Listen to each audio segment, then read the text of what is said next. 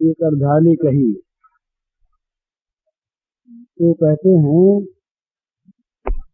सब कर्मत खगनायक येहा, करी राम पद पंकज नेहा। सब कर्मत खगनायक येहा, करी राम पद पंकज नेहा।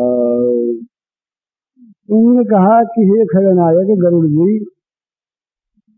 सबका ये मत है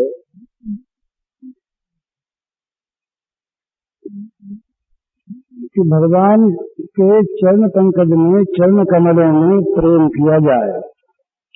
ये भगवत चरणारविंद का जो प्रेम है, कि यही जीव का अंतिम पुरुषार्थ है। हमारा प्रेम जगह जगह बिखरा हुआ है, इसी से वो प्रेम वास्तविक प्रेम के रूप में नहीं परिणत हो सका। ये बिखरा हुआ प्रेम राग है। जगह जगह वो फैला हुआ है विभिन्न वस्तुओं में। जब विभिन्न वस्तुओं में प्रेम फैला हुआ होता है तो उसे राग कहते हैं। और जहाँ राग है वहाँ राग का प्रतिद्वंद्वी द्वेष है। ये राग जहाँ होता है वहाँ द्वेष होता ही है, जहाँ द्वेष होता है वहाँ राग होता ही है। इन दोनों में से यदि कोई एक को छोड़ दे तो दूसरा अपने आप चला जाता है। संसार में यदि सबके प्रति द्वेष रहित मनुष्य हो जाए, द्वेष निकल जाए उसके जीवन में से, किसी का भी कभी कोई बुरा न चाहे। द्वेष बुरा चाहता है, द्वेष को द्वेष वस्तु सुहाती नहीं। वो उसका अमंगल होने में, बुरा होने में प्रसन्नता देता है। अमंगल होने पर मन में एक सुख की लहर आती है। तो ये द्वेष अगर मनुष्य छोड़ दे तो राग निकल जाए अपने आप। इसी प्रकार यदि राग निकाल दे, संसार की किसी वस्तु में मन का फंसा रहना, इसका नाम राग है। राग माने मन की फंसावट। किसी वस्तु में जो राग होता है वो उसमें मन को फंसा देता है। तो राग क्यों होता है? राग होता है उस वस्तु के बार बार चिंतन से, उसके देखने से, उसके सुनने से। क्या देखना सुनना छोड़ दे? छूटता नहीं। जब तक इंद्रियां हैं तब तक इंद्रियों के सारे कार्य होते ही हैं, परंतु वो देखने की, सुनने की जो एक प्रक्रिया, उसमें भेद होता है। यदि वश में की हुई इंद्रियां हों और यदि उन इंद्रियों के मूल में राग द्वेष न हो, तो उन इंद्रियों के द्वारा जो विषयों का आचरण है वो दुखदायी न होकर सुखदायी होता है। भगवान ने बताया, राग द्वेष वियुक्तैस्तु विषयान इंद्रियैश्चरन् आत्मवश्य विधेयात्मा प्रसादमधिगच्छति प्रसादे सर्व दुखानाम हानिरस्योपजायते। भगवान कहते हैं कि राग द्वेष रहित वश में की हुई इंद्रियों के द्वारा जिसका मन वश में है, ऐसा पुरुष यदि विषयों का आचरण करता है तो उसको प्रसाद की प्राप्ति होती है।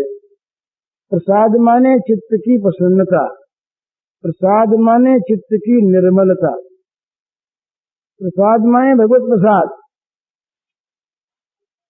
तो प्रसादे सर्व दुखानां अनिरस्योपजायते। तो ये भगवान की कृपा या चित्त की प्रसन्नता, निर्मलता, प्रसाद के तीनों अर्थ ही होते हैं। चित्त की प्रसन्नता, चित्त की निर्मलता, भगवत कृपा। गीता में भी प्रसाद शब्द इस अर्थ में भी आया है, मत प्रसादात् तरिष्यसि, मच्चित्त सर्व दुर्गाणि मत प्रसादात् तरिष्यसि। तो प्रसाद माने भगवत कृपा, प्रसाद माने चित्त की प्रसन्नता, प्रसाद का अर्थ चित्त की निर्मलता। तो ये जब निर्मलता प्राप्त हो जाती है, प्रसन्नता प्राप्त हो जाती है, तो क्या होता है कि सारे दुखों का विनाश हो जाता है। प्रसादे सर्व दुखानां हनरस्योपजायते। वही इंद्रियों का विषयों में भटकना महान से महान दुख की उत्पत्ति का हेतु, वही इंद्रियों के द्वारा विषयों का भोग परिणाम में दुखदायी, यही संस्पर्शजा भोगा दुख योन एव थे। जितने भी ये संस्पर्शज भोग हैं, ये सब के सब दुख योनि हैं, दुखों की उत्पत्ति के स्थान हैं। और यही इंद्रियों का विषयों में विचरण करना यदि इस रूप में हो, भगवान के लिए हो, भगवान की सेवा के लिए हो, किसी विषय में चित्त आकर्षित होकर न जाए, जहां लगाया जाए वहां जाए। ये आजकल लोग कहते हैं, जो पढ़ लिख लेते हैं हम लोगों में, एक ऐसी वृत्ति चली है कि भाई हम स्वतंत्र हैं, हमारा व्यक्ति स्वातंत्र ये किसी के द्वारा भी छीने जाने वाली चीज नहीं। हमारे मन में जो आवेगा वो हम करेंगे, हमारा अपना मत, हमारी अपनी राय, हमारा अपना रास्ता, इस पर किसी के कुछ भी बोलने का अधिकार नहीं। हम किसी शास्त्र को, किसी दूसरे की वाणी को मानने के लिए बाध्य नहीं। क्योंकि हम स्वतंत्र हैं। तो हमारा जो व्यक्तिगत स्वातंत्र है, ये हमारा अक्षुण्ण रहना चाहिए। इसका तो बोले भी क्या करोगे तुम, जो हमारे मन में आएगा सो करेंगे। मैंने किसी का शासन नहीं मानेंगे, किसी विधि विधान को नहीं मानेंगे। तो किसी विधि विधान को, किसी शासन को न मानकर, शास्त्र को न मानकर जो करता है, वो क्या करता है? वो करता है मन का, ये उसको कहते हैं स्वेच्छाचार, उसे कहते हैं यथेच्छाचार। ये शास्त्र विधि मुत्सृज्य वर्तते काम कारतः, ये भगवान ने कहा। तो वो स्वेच्छाचार अनिच्छाचार जो होता है, उसके मूल में क्या है? उसके मूल में है मन की और इंद्रियों की गुलामी।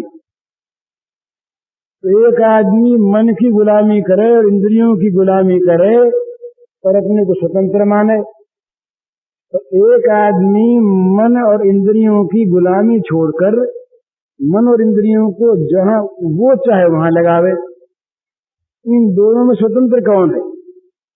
अगर विचार पूर्वक देखें तो हमें मालूम होगा कि मन इंद्रियां जिसके वश में है वो स्वतंत्र है, न कि वो जो मन इंद्रियों के वश में है। मन में जो आया सो किया और इंद्रियां जहां ले गई वहां गए। ये एक बड़ा सुंदर तिलक महाराज ने गीता रहस्य में एक ये लिखा है कि ये मन इंद्रियों का कार्य कैसे होता है, इसका दृष्टांत बताते हुए कि भाई ये मन जो है ये तो है संदेश वाहक। और इंद्रियां हैं संदेश वो लेने वाली, और बुद्धि है उस संदेश पर विचार करके निर्णय करने वाली। इनमें बहुत देर लगती है कहने में, लेकिन ये क्रिया बहुत जल्दी होती है। जैसे यहाँ कोई चीज पड़ी दिखी, वो वस्तु दिखी हमें किसके जरिए? वस्तु को देखा किसने? आंख ने, कान ने नहीं, नाक ने नहीं, त्वक ने नहीं, जिह्वा ने नहीं, वस्तु को देखा आंख ने। अब आंख निर्णय नहीं कर सकी कि ये वस्तु क्या है। मालूम हुआ दूर से कोई गहना सा है, पर क्या है ये नहीं वो ठीक बता सकी। आंख ने कहा मन से कि भी देखो क्या है। पहले चीज दिखती है, उसके बाद मन में संकल्प विकल्प होते हैं कि भाई क्या है। तो मन ने संकल्प विकल्प किया, वहां को की, और मन फिर गया बुद्धि के पास उस आंख की देखी हुई चीज के दृश्य को लेकर। बुद्धि ने कहा कि भाई ये तो हार है, ये तो कोई हार है। हार का निर्णय हो गया।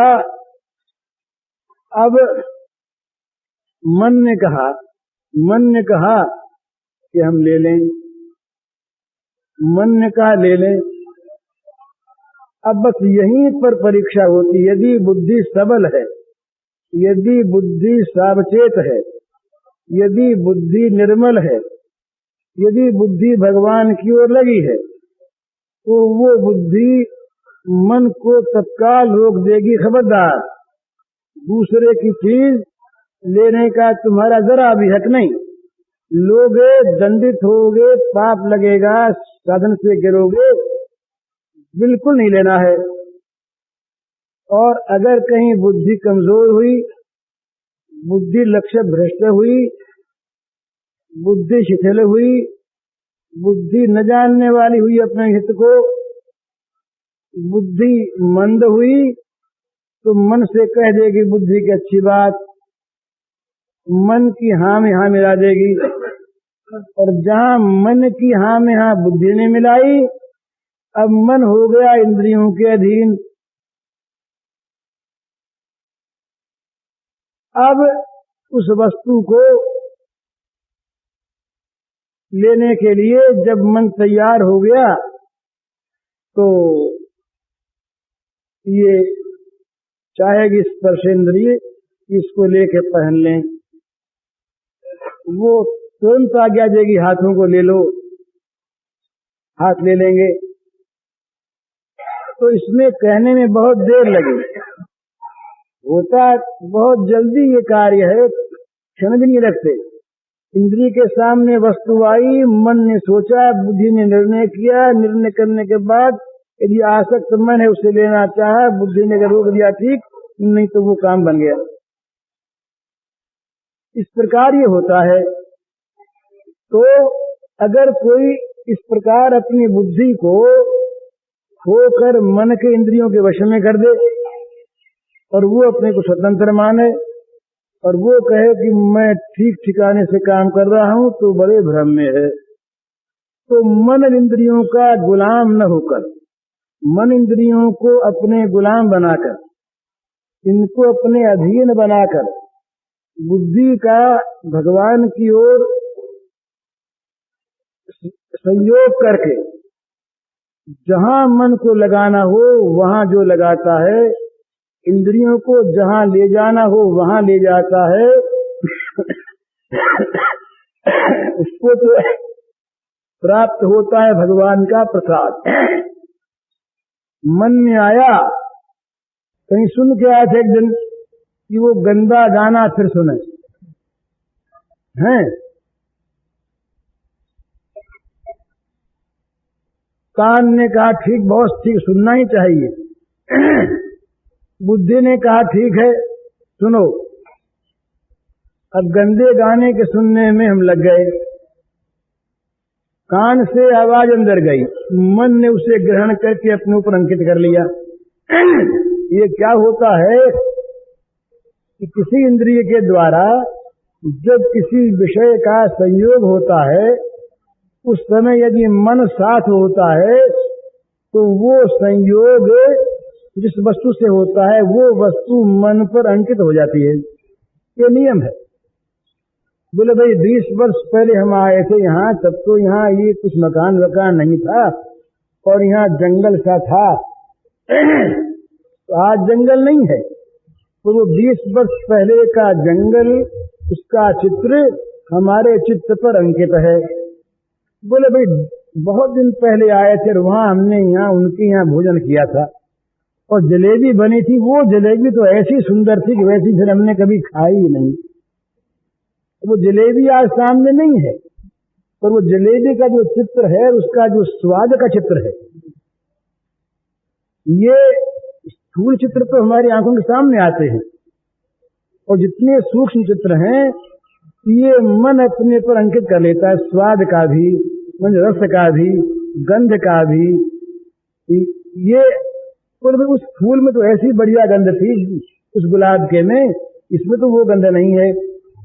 तो वो गंध तो आज नहीं है, पर उस गंध का चित्र हमारे चित्त पर अंकित है। इस प्रकार से सूक्ष्म रूप से जिन जिन विषयों को इंद्रियां सेवन करती हैं और जिनमें मन साथ रहता है, उनका चित्र बड़ा सूक्ष्म चित्र, वो हमारे मन पर अंकित हो जाता है। और वो चित्र न मालूम कितने हमारे मन पर अंकित हैं, लाखों लाखों करोड़ों करोड़ों। ये न मालूम कब के चित्र कब मन में आते हैं। एकदम सपना देखते हैं, क्या है ये स्वप्न? क्या है ये? स्वप्न है मन पर लिखे हुए चित्रों का असंबद्ध रूप से प्रकट होते रहना। देश तो आ गया कलकत्ता, आदमी मिल गया हरिद्वार का, बात हो चली बंबई की, दृश्य आ गया रंगून का। इस प्रकार से चित्त पर जो चित्र अंकित हैं वो असंबद्ध रूप से कोई कहाँ का कोई कहाँ का, ये जो भानुमती का कुनवा जब जुड़ जाता है मन में, वो होता है स्वप्न। जिसके चित्त पर चित्र बहुत कम अंकित हैं उनको बहुत कम सपने आते हैं, और जो इन चित्रों को अपने मन में रखता नहीं, ऐसा भी होता है कि चित्र सामने आवे और मन पर न अंकित हो।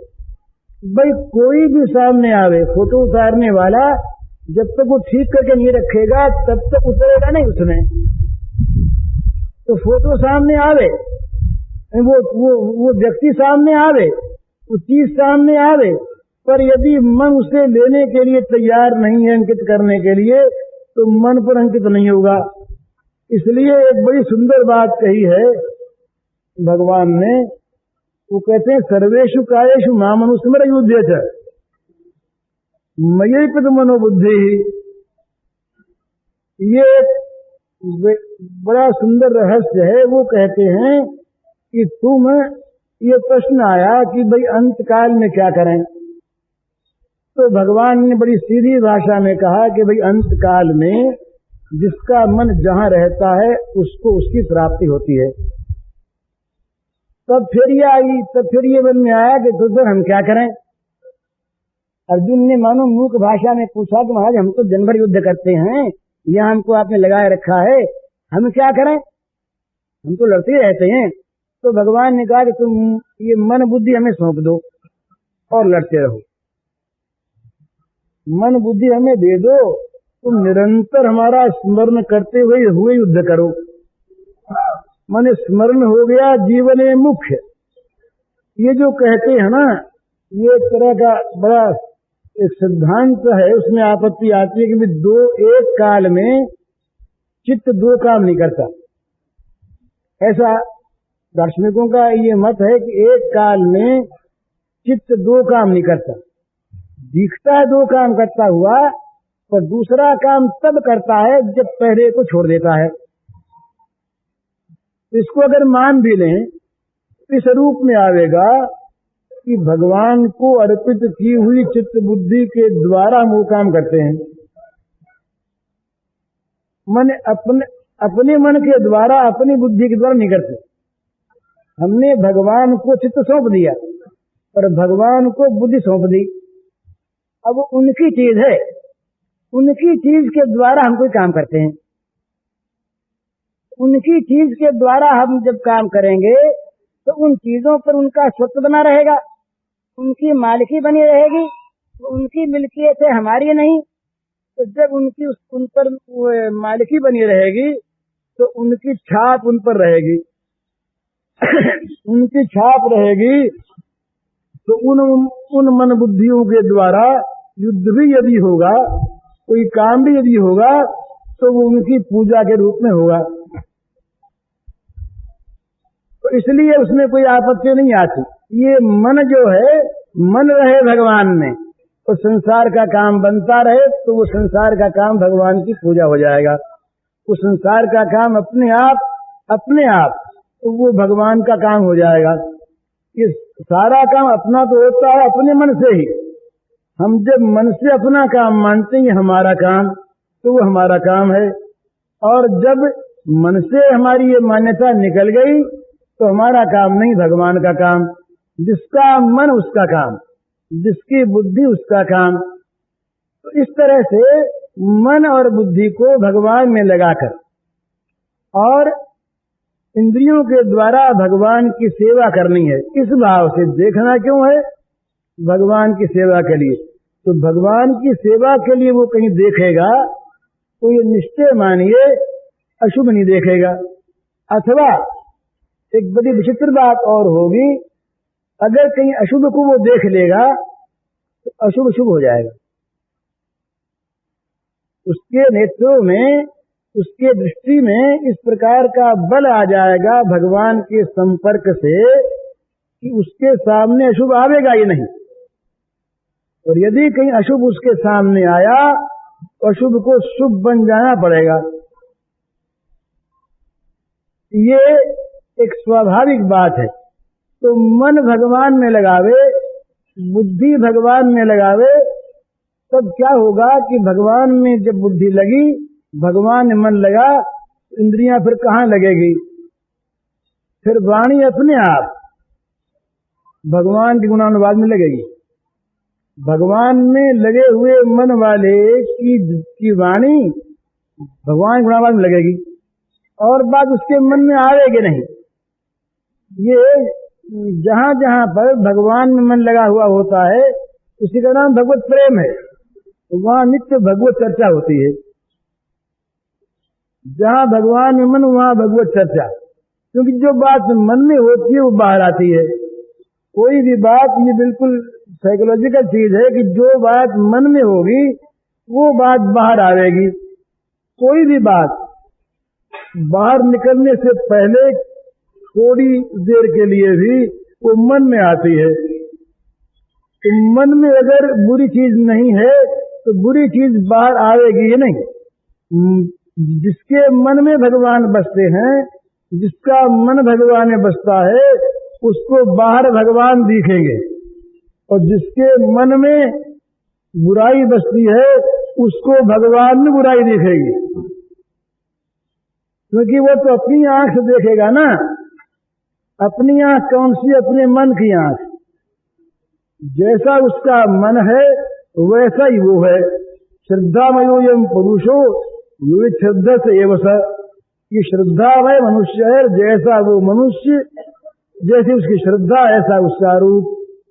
तो हमारे मन में अगर चोरी बसती है तो हमको जगत में सब जगह चोरी दिखेगी। हमारे मन में अगर लोभ है तो हम बड़े से बड़े ऋषि मुनि में भी, बड़े त्यागी महात्मा में भी लोभ की कल्पना कर लेंगे। भाई ये जो ये काम करते हैं जरूर इसमें कोई न कोई लोभ है।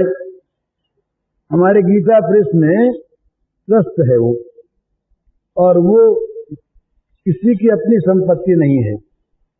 और जहां तक बनता है प्रेस में नफे का काम प्राय नहीं होता। कल्याण में तो होता ही नहीं। कल्याण में तो इसमें कुछ घाटा रहा करता है, उससे पूर्ति इधर से होती है। तो एक बार एक सज्जन आए, हमारे संबंधी ही थे, कोई विवाह था, उसमें आए थे, बहुत अच्छे आदमी। उन्होंने कहा कि कल्याण कितना निकलता है।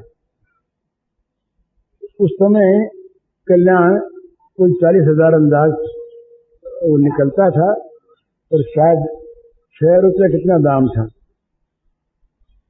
तो उन्होंने कहा तो 2.5 लाख रुपए आते हैं। मेरा 2.5 लाख अंदाज तो आते ही हैं। तो बोले कितने बच जाते हैं?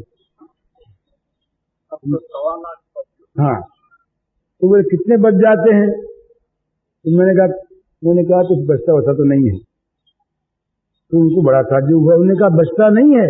अरे कितना लगता होगा खर्चा? 50,000 लगे, 60,000 लगे, लाख लगे, 1.25 लाख लगे, कितना लगता होगा खर्चा? जब 2.5 लाख आता है तो आधा तो बचना ही चाहिए, आधा नहीं चौथाई सही। हमने कहा बचता तो नहीं है। तो बोले बड़े प्रेम से, तो बोले फिर इतना अड़ंगा क्यों कर रखा है? तो बचता नहीं है तो इतने प्रपंच से क्या काम है? ये इतना बड़ा प्रेस और इतने आदमी, इतना ही बखेड़ा क्यों कर रखा इतना सब? तो मैंने उनको समझाया, बातचीत हुई, तो उनके समझ में ये बात आ रही थी ऐसे ही, अगर आर्थिक लाभ न हो तो आदमी काम क्यों करे? और यदि तुम करते हो तो या तो आर्थिक लाभ होता होगा और नहीं तो मूर्ख हो। तो ये उनका दोष नहीं है। मनुष्य का जैसा मन होता है, जैसी वृत्ति होती है, उस प्रकार उसको दिखता है। सारे संसार में जो माँ को देखता है, सारी स्त्रियों में, उसके सामने वेश्या भी माँ होती है, निश्चित माँ होती है। माँ के सिवा कोई उसके मन में बुरी बात है ही नहीं। वो जगत भर की नारियां सब उसके लिए माँ है, वो चाहे वेश्या हो। और जिसकी अपने मन में पाप है, वो सब जगह बड़ी बड़ी सती स्त्रियों के अंदर भी वो पाप की भावना करता है। अपने अंदर का जो पाप है वो दूसरों पर मनुष्य आरोपित करता है, उसकी आंख ऐसी बन जाती है। इसी प्रकार से अपना मन जहां विशुद्ध है, अपने मन में जहां भगवान बसते हैं, ये सब जगह जो भगवान देखने की बात है, ये भगवान देखने की बात कहां से आती है? भाई भगवान तो सब जगह है ही, तो सब जगह होने वाले भगवान को हम देखते क्यों नहीं? कि हमने अपने मन के भगवान को छिपा दिया।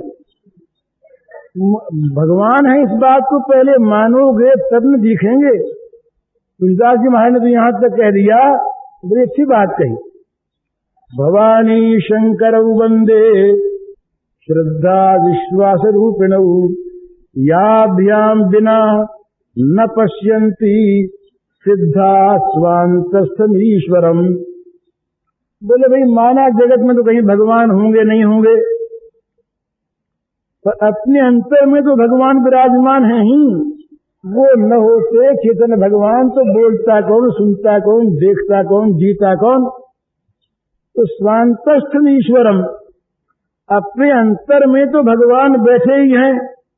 तो अपने अंतर में बैठे हुए भगवान को, हृदय देश में नित्य रहने वाले परमात्मा को सिद्ध लोग भी नहीं देख पाते। क्यों नहीं देख पाते?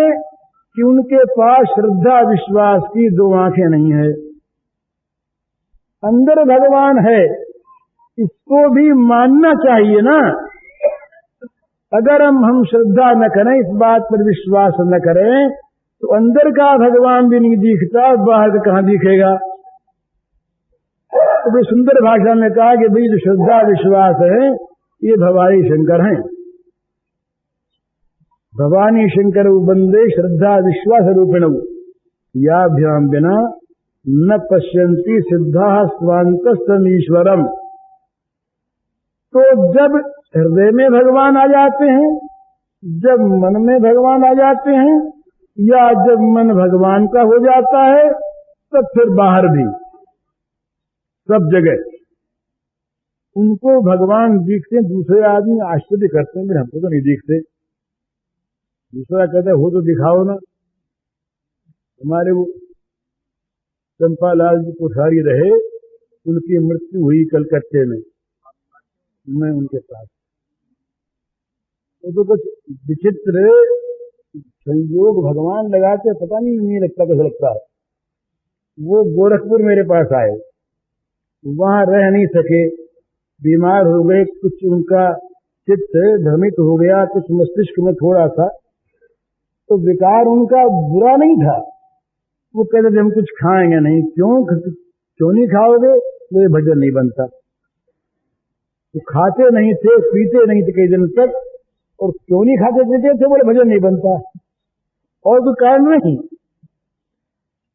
कुछ बोले हमसे अपराध होता है, हमसे भगवान का और संतों का अपराध होता है, इसलिए नहीं खाएंगे। तो कलकत्ते गए, कलकत्ते जाने के बाद इस प्रकार की स्थिति सी हुई, कुछ ये समझा गया कि मस्तिष्क में कुछ विकार है। घर वालों ने भी माना कि भाई इतने दिन तक इन्होंने भजन किया पर कुछ बनाया नहीं, न मालूम इनका कैसा अंत हो। बीमार हुए, कुछ रह हुआ। एक दिन की बात है, अब उस समय ज्वाला प्रसाद जी की बीमारी को लेकर सेठ जी भी आ गए। चंपालाल जी के लिए शायद आते ना आते, ऋषिकुल का उत्सव था चूरू में। चंपालाल जी की बीमारी में, उनके जलसर बीमारी के बहाने से सेठ जी आ गए, और इसी बहाने मैं चला गया। तो मेरे पास रात को 10 बजे अंदाज फोन आया पहले, फिर उनका लड़का आया, मुझे ले गया। तो मैं गया उनके पास, मैंने जाकर देखा तो बहुत छटपटाते हैं, बड़े व्याकुल हैं, खिन्न से हैं। मैंने कहा भगवान का नाम लीजिए, राम राम करी। बोले नहीं लिया जाता, नहीं लिया जाता, नहीं लिया जाता। मैंने कहा चेष्टा कीजिए। बोले नहीं चेष्टा होती। मैं बार बार कहता रहा। मैंने फिर उनसे ये कहा कि देखिए भगवान की बड़ी कृपा आप पर है, और आपको राम नाम में बड़ा आनंद आएगा, और राम नाम आप राम राम करिए। तो बोले करूं? मैंने कहा करिए। अब राम राम करने लगे। अब वो बीच बीच में नब्ज उनकी जाती रहती है, बड़े शिथिल उनकी नब्ज थी। मैं पास बैठा नब्ज देखता रहा, कभी यहाँ आई नब्ज तो यहाँ से कभी यहाँ आ गई, कभी यहाँ के देखिए नहीं, हाथ पैर सब ठंडे हो रहे, बोली उनकी छीन हो गई। तो कभी जोर जोर से राम राम बोले, राम राम राम राम, कभी राम राम राम, यूं बोलते रहे, बंद नहीं हुआ। तो लगभग 5 बजे मैंने कहा कि बताइए भगवान आए कि नहीं, भगवान दिखते हैं आपको? बोले नहीं। मैंने कहा अच्छा आप भगवान का आवाहन कीजिए मन से। तुम मुझसे कहा कि तुम भी करो। ये मैं बिल्कुल उनके समीप बैठे, सब समीप नहीं था, सब घर के बैठे थे। तो मैंने उनसे कहा अच्छी बात है, आप भगवान को याद कीजिए और आप ये मानिएगा, आप देखिए भगवान आ गए। ऐसे ही मैंने कह दिया, कुछ मेरे पास भगवान कोई थे नहीं, उनके मन में तो भगवान थे। फिर मैंने पूछा आप? बोले तो आ गए। अब वो उनकी स्थिति ऐसी थी, उस स्थिति में आदमी झूठ नहीं बोल सकता, कोई कारण ही नहीं। मैं फिर ये पूछा उनको कि भाई किसी घर वाले में किसी में आपकी, वो तो पहले ही नहीं थी। रात को जब मैं आया तो घर वालों को सबको बाहर निकाल दिया, तो सब बाहर निकल जाओ, एक बार सब बाहर निकलो। अपनी पत्नी को भी, वो यहाँ पर होंगी मौजूद, उनको भी निकाल दिया। मुझसे अलग ये सब बातें की रात को। घर वालों से किसी से कोई संपर्क नहीं, किसी के साथ कोई आसक्ति नहीं, कोई बंधन नहीं। मैंने कहा कि भाई कुछ दान पुण्य करना है, कुछ जना लेना है, तो कहा ये बात इसका मुझे पता नहीं, ये जाने, आप जानो। अपने में बिल्कुल अलग सबसे। मैंने कहा भगवान दिखते हैं? बोले हाँ दिखते हैं। अब इसके बाद महाराज क्या हुआ, वो बार बार कहे, बोले आ गए, देखो देखो ना, हम लोगों से कहे देखो, हमें नहीं दिखता, उनको दिखते हैं। और इसी भगवान के देखने में उनकी मृत्यु हो गई। लगभग 2.5 घंटे तक उन्होंने भगवान को देखा, 1-2 मिनट तक नहीं। और बराबर हम उनसे पूछते रहे, बराबर वो कहते रहे हाँ, और हमारे न कहने पर वो कहते बोले देखो ना, देखो देखो देखो भगवान आ गए, देखो राम आ गए, देखो राम आ गए, देखो राम को देखो, राम को देखो। तो जिसका मन भगवान में लग जाता है, हमें चाहे राम न दिखे पर उसको राम दिखता है। ये मैंने देखा कि उनके भजन का परिणाम, उनके राम नाम का ऐसा अभ्यास हो गया था महाराज, खड़े खड़े राह चलते उनके मुंह से राम नाम कभी बंद नहीं होता था। लोग उनको पागल सा मानने लगे थे कि ये ऐसे करता है, राम नाम नाम नाम ऐसे करता है। एक बड़ा लाभ ये हुआ कि उनके देहांत होने पर उनके यहाँ जो बैठने को लोग आने लगे, वहीं चर्चा होने लगी। जब बैठने को लोग आए, यही चर्चा, घर वाले ही चर्चा करें, तो एक विशेष बात हो गई, भगवत चर्चा उनके घर में शुरू हो गई। तो ये भगवान में जब जिसका मन लग जाता है, उसको भगवान दिखते हैं, हर जगह दिखते हैं। जब आंख बन जाती है वैसी, ये तो मृत्यु काल में देखा, और मृत्यु काल के पहले भी, बहुत पहले, यदि मन में भगवान आ गए और यदि मन भगवान में चला गया, भगवान ने मन का ये नहीं कहा कि 1-2 बार लगाओ, भगवान ने कहा अर्पण कर दो, मेरे को तो मनोबुद्धि, मन का स्वामित्व मुझे सौंप दो, मन का मालिक मुझे बना दो, तुम मन के मालिक बन रहो। तो ये सारा बिखरा तो मन से उठता है, मन गया तो सब गया। तो फिर क्या होता है कि सब जगह भगवान दिखते हैं, सब जगह।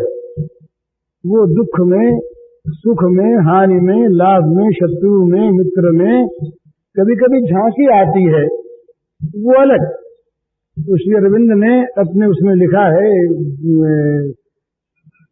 वो अपने मुकदमे का हाल लिखा, एक दिन के बाद लिखी उन्होंने। एक दिन ऐसा हुआ, एक दिन हुआ ऐसा, बहुतों को हो सकता है कि मैं कोर्ट में था, मुकदमा चल रहा, तो उस समय क्या स्थिति हो गई कि मुझे सब श्री कृष्ण दिखे।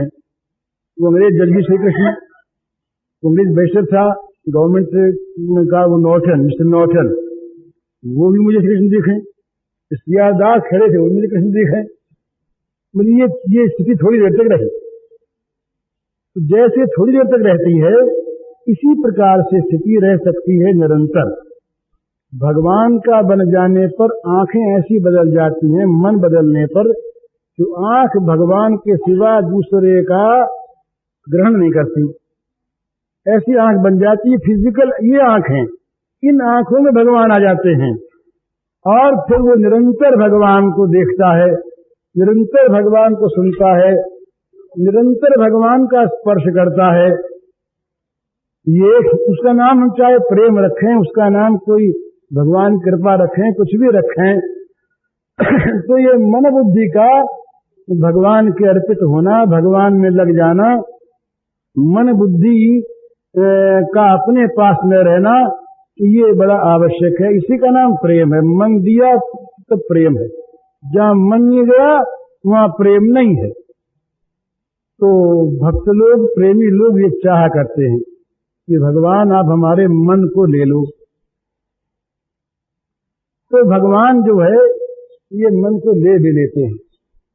भगवान चुंबक स्थानीय हैं। मन यदि लोहा बन जाए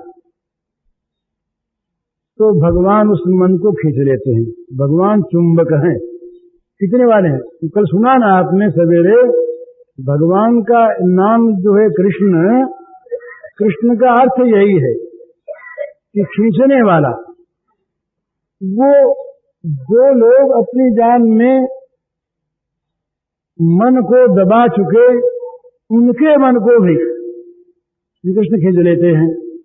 खींचना उनका काम है, वो खींचने के लिए ही अवतरित होते हैं। ऐसा कहा है कि अमलात्मा परमहंस मुनियों को प्रेम दान देने के लिए भगवान अवतरित होते हैं। अमलात्मा मुनि जो हैं, परमहंस मुनि, उनके पास और सब चीज है, जरा सा उन्हें प्रेम मिलना चाहिए। उनमें जो जो ऋषि मुनि इस प्रकार के हैं, जहाँ प्रेम की जरा पिपासा है, वहाँ भगवान उनको प्रेम देने के, उनको प्रेम कहाँ मिले? जगत की वस्तुओं से तो उनका स्वाभाविक विराग है, सहज विराग रूप मन मोरा। जनक जी कहते हैं कि जगत की वस्तुओं में दुख और दोष देख देख कर उससे मुझे मन को नहीं हटाना पड़ता। मेरा तो मन स्वाभाविक विराग रूप है, जन्मा वैराग्य रूप।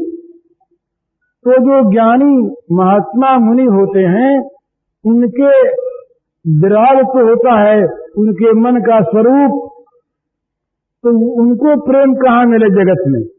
उनको प्रेम उससे मिलता है कि जो जगदातीत वस्तु है, जो जगत की वस्तुओं से परे वस्तु है, जो प्रेम रूप ही है, प्रेम का ही जो मूर्तिमान विग्रह है, ऐसा मानते हैं भगवान श्री कृष्ण जो हैं, ऐसा मानते हैं कि प्रेम का मूर्तिमान विग्रह है।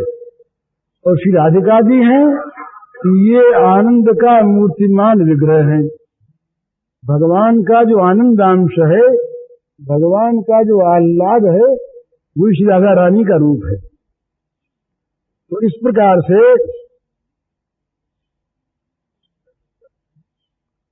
चार बजने वाले हैं। तो मैं ये कह रहा था कि मन और बुद्धि, इन दोनों को भगवान की संपत्ति मान ले आदमी। कि कैसे मान ले? बस मान ले। जो चीज मानने की होती है वो मानते ही बन जाती है। उसमें ये दिक्कत नहीं होती कि उसको कोई बना दे, उसके लिए कोई लिखा पढ़ी कर दे, उसके लिए कोई दस्तावेज बना दे। दस्तावेज बनता है स्थूल पदार्थों के लिए, मन बुद्धि के लिए इस तरह नहीं बनता। ये तो अपना था उसका हो गया, जीवन बन जाता है। लड़की की सगाई हो गई, लड़की ने सोच लिया सगाई हुई, बस वो किसी की हो गई बस। उसने देखा नहीं, सुना नहीं, केवल घर में बात हुई और घर में ये बात उसने सुनी कि इस लड़की का संबंध उससे हो गया, अमुक से हो गया। अब उस अमुक का उसने नाम सुना है। आजकल तो फोटो देखते हैं, पहले फोटो की बात नहीं कि माँ बाप ने जो किया वो ठीक। तो वो देखा, बस माँ बाप की बात देखी हो गई। इसी प्रकार से हम जब ये मन मानेगा इस बात को कि बस ये भगवान का हो गया, जहाँ बार बार लगाते हैं ना, बार बार लगाना है, ये अभ्यास है। बार बार लगाने का नाम अभ्यास है। और लगने पर जो स्वाद आता है उस स्थिति का नाम रुचि है। और बरबस लग जाता है, इसका नाम रति है। ये केवल पारिभाषिक शब्द मात्र, इन शब्दों का कोई महत्व नहीं है। तो बार बार लगाने का जब अभ्यास करते हैं तो कभी लगता है, कभी नहीं लगता, कभी देर में लगता है, कभी जल्दी लग जाता है, कभी देर तक ठहरता है, कभी जल्दी हट जाता है। लेकिन जब रुचि होती है, जब स्वाद आता है, तो स्वाद आने के बाद लगकर हटना कम चाहता है। रुचि होने पर जो मन लगता है वो लगकर हटना कम चाहता है, और उसके बाद होती है रति। तो ये कोई क्रम नहीं है, अभ्यास से ही यही रुचि होती, सो बात नहीं है। स्वाभाविक रति हो सकती है बिना अभ्यास के। ये तो अभ्यास का जो क्रम है, ये तो साधन का इस प्रकार का क्रम है। और जहाँ अभ्यास नहीं है, रुचि नहीं, रुचि का क्रम नहीं है, रति हो गई, वो रति कभी श्रवण से हो जाती है। यूं तो माने श्री रुक्मिणी जी जो हैं, ये साक्षात लक्ष्मी हैं, लक्ष्मी जी का अवतार है। ये भगवान की चिरसंगिनी है, भगवान की शक्ति है। परंतु अगर इनके जीवन को वैसे देखें तो लक्ष्मी जी को, रुक्मिणी जी को भगवान में अनुराग कैसे हुआ, क्यों हुआ? सुनकर हुआ। उन्होंने भगवान की जो गुणावली सुनी, उस गुणावली को सुनकर उनके मन में अनुराग हो गया। देखा नहीं था, यूं तो लक्ष्मी जी हैं, पर यहां पर उन्होंने देखा नहीं था उनको, केवल सुना, नारद जी सुना। सुनकर उनके मन में इतना अनुराग पैदा हो गया कि उन्होंने सुनते ही अपने को उनके अर्पित कर दिया। सुना, अनुराग हुआ और अर्पित हो गया। ये अनुराग और ये प्रेम और अर्पण ये दो बार नहीं होते हैं। मने जो शरणागति का अर्पण है उसमें और प्रेम के अर्पण में अंतर है। शरणागति में तो अपने को दीनहीन मलिन अयोग्य मानकर वो अर्पण करना चाहता है और अपने को अपने मन से अर्पण करता है।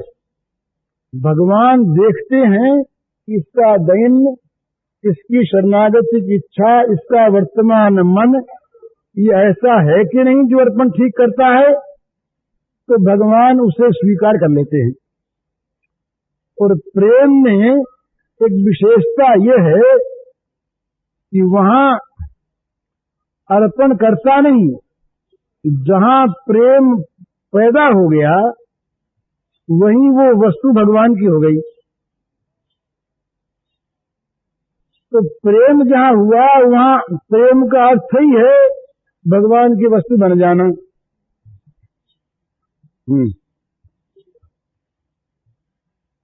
प्रेम का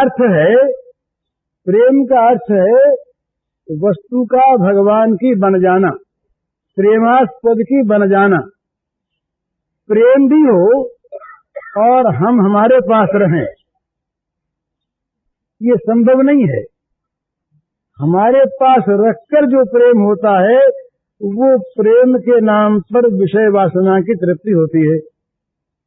हमारे पास रखकर जहां हम किसी प्रकार का सुख पाते हैं किसी दूसरे के द्वारा, वो सुख प्रेम नहीं है, वो सुख काम है, चाहे उसका नाम हम प्रेम रख लें। और जहां हम हमारे नहीं रहते वहां जो प्रेम होता है उस प्रेम का नाम चाहे काम रख लें। आज प्रातः का सुना आपने, प्रेमैव गोपरामाणाम काम वित्यगमत प्रथाम। ये गोपरमणियों के प्रेम का नाम ही काम है। और उद्धवादि, ये नारदादि, अर्जुनादि उस प्रेम की आकांक्षा करते हैं, उस प्रेम को चाहते हैं। ये प्रातःकाल बात हुई थी तो इसके इतिहास मिलते हैं। नारद ने इस प्रेम का दर्शन करना चाहा तो किया नारदी रूप में। अर्जुन ने इस प्रेम का दर्शन करना चाहा, किया अर्जुनी रूप में। ये कथा पद्म पुराण के पाताल खंड में आती है। तो प्रेम का दर्शन करने के लिए अपने आप को दे डालना पड़ता है, और पड़ता नहीं, वो केवल तैयारी होती है। उस प्रकार का वातावरण मन बुद्धि का बन जाता है। और भगवान हम अपनी वस्तु मान लेते हैं, अपनी वस्तु मानी और अपनी पर अधिकार किया। प्रेमी की वस्तु पर प्रेमास्पद का ये माना हुआ अधिकार नहीं है। भाई वो चीज तो तुम्हारी है पर मैं अपनी मानता हूं, ऐसी बात नहीं है। वहां तो वो भगवान की वस्तु है, तो चाहे जैसे, चाहे जब, चाहे जो बरसे, उसमें किसी प्रकार के मांगने का, कहने का सवाल नहीं आता। लेने देने की बात नहीं है उठती, हिसाब किताब तो वहां होता ही नहीं। जो भी जैसे भी वो रखे उसी प्रकार से वैसे ही उसके स्वरूप में स्थित रहता है प्रेमी। कि जो प्रेमी को आनंद मिलता है, आनंद और चीज है, सुख और चीज है। जहाँ दुख का प्रतिद्वंदी सुख है वो सुख और है, वो तो कभी दुख के रूप में कभी सुख के रूप में पलटता रहता है।